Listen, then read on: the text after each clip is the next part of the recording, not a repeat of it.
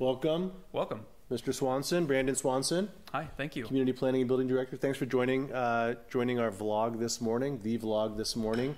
Today is Friday the 25th. Tomasi's son is accepted to a elite baseball team, and he's playing in Stockton. So Good luck. the chief and his family went up. Good luck. Dominic is his son's name. Good kid. And he was the kid who was recently awarded freshman scholar and athlete of the year at Salinas High School. He was in his freshman year. That's so cool. Great kid. Nothing to do with Paul. It's all Paul's wife. He would probably be the first one to say that, I would imagine. He would step right up. So a couple of notes we have here. So again, thank you. Brandon's going to tell you about all things that are exciting regarding community planning and building and design review and character management. I'm going to tell you about the community emergency response and wildfire talk that we had on Wednesday. Was it Wednesday evening? Tuesday. Was it Tuesday? I think it was Tuesday. It was this week. Thanks to Chief Panholzer, Chief Tomasi, and Public Works Director Harari for talking about how prepared we are, and we are prepared. We are ready.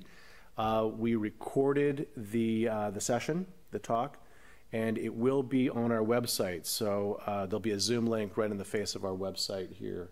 If not today, in the next couple of days, and so you can watch it live. It's not a long presentation. We're going to do it again in the future. So again, thanks to those gentlemen and everyone that made that happen.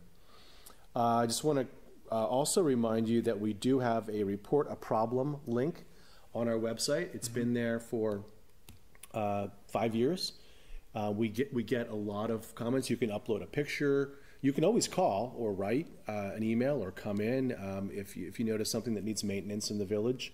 Ashley, I spoke with Ashley yesterday. She's going to work on opportunities for improvements. You should be getting a confirmation of receipt or a confirmation that you wrote in from the website, and then you should get a follow-up note, email, love note, whatever, when the project's been completed. So it's there, and we'll continue to use it. And please, we encourage you to use it. We got a couple of notes in the last 24 hours about beach tar on our, sounds like who was that? Was it Joni Mitchell, the beach tar on my feet? There was a good article about her album Blue. You're a musician in the New York Times this week if you're interested. Anyway, beach tar on our beach, and a lot of people are picking it up, and that's great. Thank you. We're not aware of any oil spill. It could be natural seepage. Some areas of our coastline clearly get a lot more. Where I went to school, UC Santa Barbara, Coal Oil Point, there was constantly beach tar. It comes off very easily, off your dog's feet, off your feet with baby oil or olive oil, I suppose. Ivory liquid soap, take your choice. Windex. Yeah, Windex, lavender oil. A small piece of sandpaper, perhaps. There you go. But anyway, so we're looking into this. Again, nothing to fret about. If you want to pick it up, that's great. And we'll continue to research how it got there.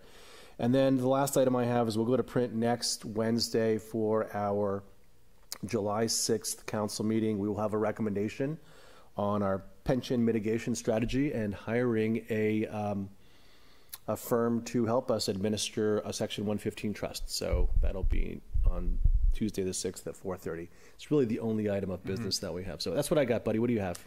Let's see, I got a lot of stuff going on. Some of the stuff I'd like to tell folks about is, first and foremost, we're open again at Community Planning and Building and have been for a few weeks now. 8 a.m. to 4 p.m. our counter's open.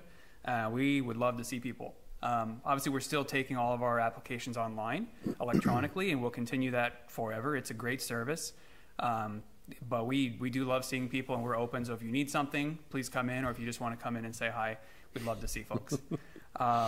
Along those lines with our operations, I'm excited to say July 7th and 8th, we're having interviews, 2 days of interviews for replacement of our assistant planner. We had 71 applications. Wow. For that position. We'll be interviewing about 11 people over 2 days. Great, so that's fantastic. the top of the list. So we're very excited about that, looking forward to getting somebody in hopefully in July.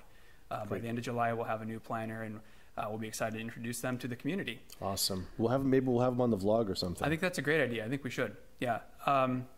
Another thing to tell everyone about, we have sort of a new, call it a service or part of our process called Development Review Committee, our DRC. It's not the Democratic Republic of the Congo. It's the Development Review Committee.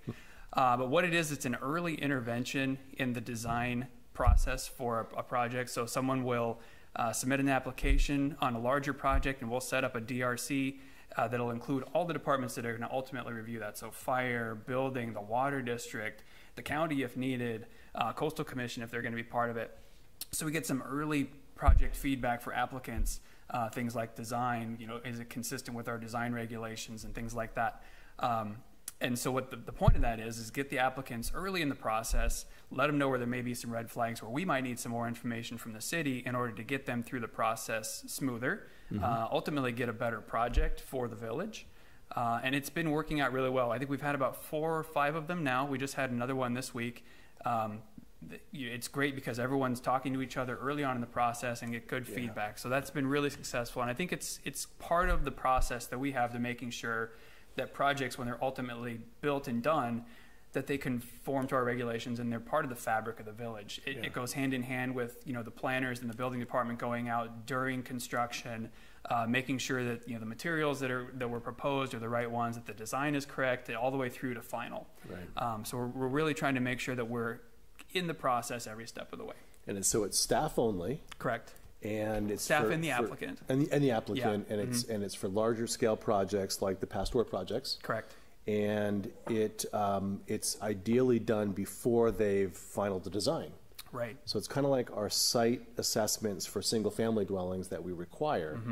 But again, I think it's great. Yeah, we used to do them years ago, and I think we got out of practice. It does take some time, so I'm really happy that you're doing that. Yeah, it's been really well received. It's a little bit of extra time on the front end for all the departments. They've all been happy to do it because you can spend 2 hours on the front end and save 20 hours on the back end, not having to go back and forth. Absolutely. So we're excited about that.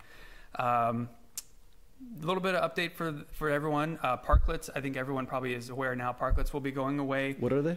Parklets. Oh, those. Some people call them streeteries. Streeteries. That I prefer that word, but I think we're so far down the path at this point. Yeah, we're down the parklet rabbit hole. I just call it outdoor seating because I don't use the P word. So the wine tasting parklets will be going away July 14th, and the restaurant parklets will be going away September 12th. Did you say July? July. Yeah. Yep. July 14th. So it was 30 days from the date that we went back to business as usual. That was the term the city council came up with, and that was June 15th.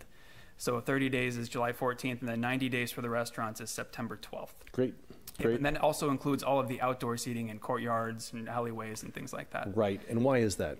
Why is it they're not in the alleyways and the courtyards? Correct. We have pretty specific language in our code that talks about all business needs to be conducted completely within an enclosed space. Yep. There are some exceptions to that. Restaurants are one of those exceptions. However, wine tasting shops are not. Nurseries, hardware stores, a couple of things that would traditionally have an outdoor component, but wine tasting shops at this point are not part of that. Good. Last thing to update everyone on, I think you mentioned this in the last vlog because I watch it religiously. And who doesn't? Who doesn't? Really? Yeah, everybody and their mother. Constant Contact is something that we've launched as a new communication tool with the public.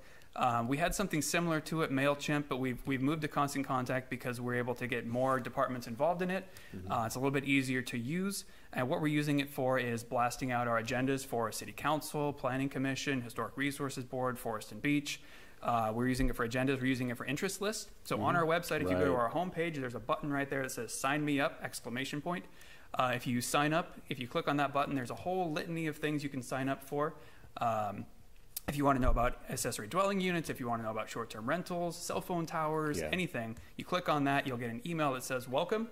And anytime we have a piece of information about one of those topics that you've signed up for, you'll get an email from Constant Contact with that piece of information. Yep. So it's a really great way to keep everyone in the village informed. We're also sending out the Friday letter on Constant Contact now, and any other communication. So if we need to, as a city, send out something to everybody that's signed up, we can select every single mailing list that we have and blast out something like the wildfire prevention meeting. We sent that out via Constant Contact, so we had everyone's email address that had signed up. So we're really, that goes to the bigger picture. We're really trying to increase our customer service and our communication with the public and keeping everyone as much in the loop as possible. Yeah, it's a little bit, it'll take a little bit of patience as we continue to work with it. So give us a couple weeks, but I think it will be a more effective tool than than the various platforms we've used in the past. So, and again, if you're not seeing the Friday letter from us or from me via MailChimp, again, check your browser, check your trash. It's coming in on a different platform right now. It's the same. Could have got caught by spam. Right. Could have been pulled into your spam folder. Yeah, exactly. And that's all I have. Wow, you're witty and well spoken and a lot to say. So thank you for coming in impromptu. Good luck, Dominic, Tomasi. Yep. Good luck, Dominic. Have a great weekend. A lot of people here. It's gonna be a beautiful weekend. Go see the dead whale over in our beach. That's right. Asilomar. Yep. Not quite as pretty as Carmel Beach. No, but it's still a nice beach, and we have a dead whale. Yeah, we can't say that here in Carmel. Nope. Take good care. Take good care.